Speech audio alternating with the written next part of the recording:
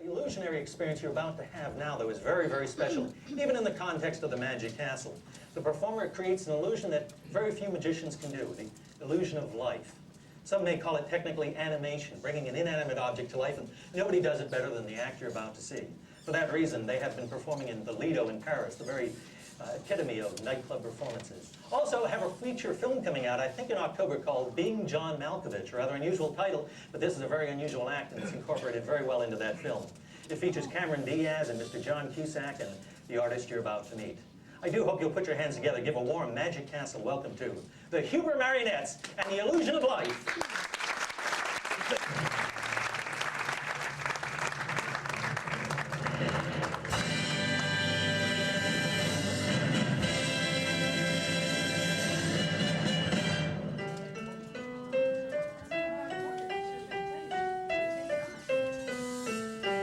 It takes about 300 hours to build one puppet, and it can take 2 to 3 years sometimes to put it into the show and get it actually running, to pick out the music and to work out the timing and all of the little illusions.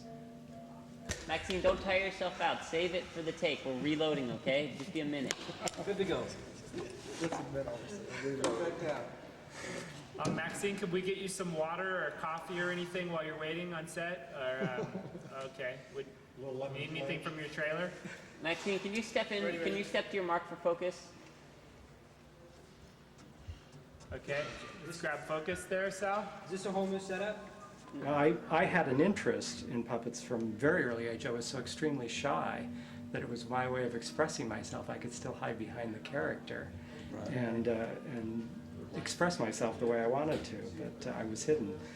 And then I went with the marionettes after I turned as a teenager. I could then handle it. Because the marionettes are the most highly technical of all the forms of puppetry, and they're the most difficult to master. It takes just literally hundreds and hundreds of hours to master one marionette, to learn everything that it does. The script itself, it was a strange script, and I didn't know what to think of it when I first read it, but the thing that really struck me was that it had a real respect for the art of marionette operation, marionette manipulation.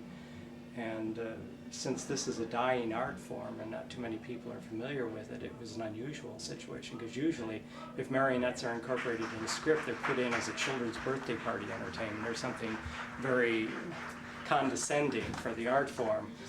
And so I loved that about it, and that's what drew me to the project right away. And so I was happy to be able to do those little segments and hopefully show marionettes in an attitude and a sophistication that people aren't used to see.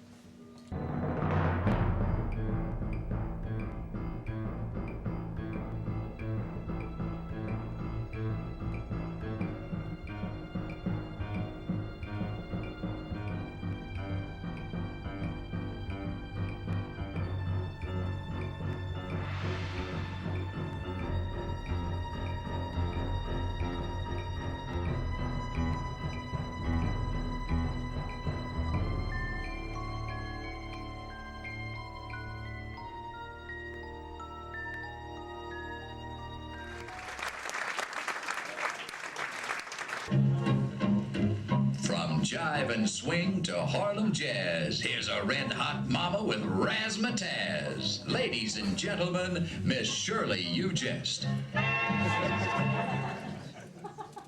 Shirley You Jest.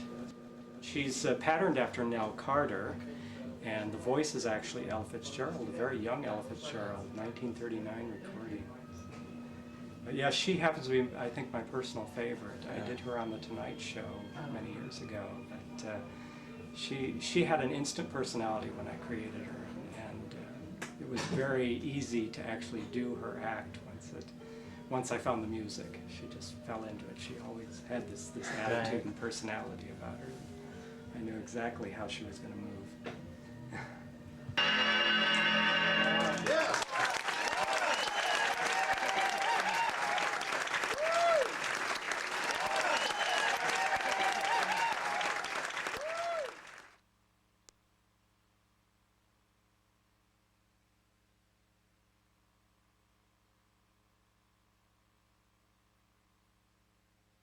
like, I don't know, like I'm just like kind of getting into puppets, like the history of puppets, and I like that.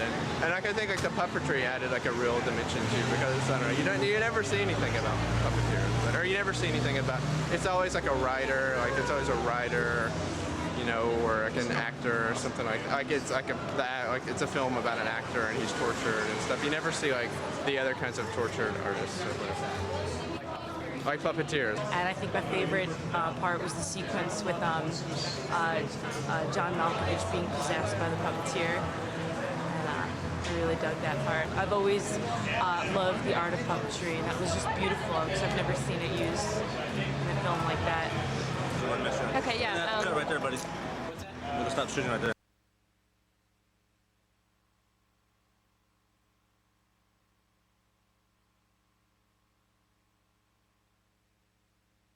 How do you get involved in something like this? A lot of practice. The best thing is to find professionals and ask questions. To join the organization, the Puppeteers of America, is probably one of the best things that I did. When I was 15 years old, I discovered that organization, and it allowed me the opportunity to meet professionals and talk with them, and most of them are very generous with their knowledge and very helpful. And that's the way to really get started with it.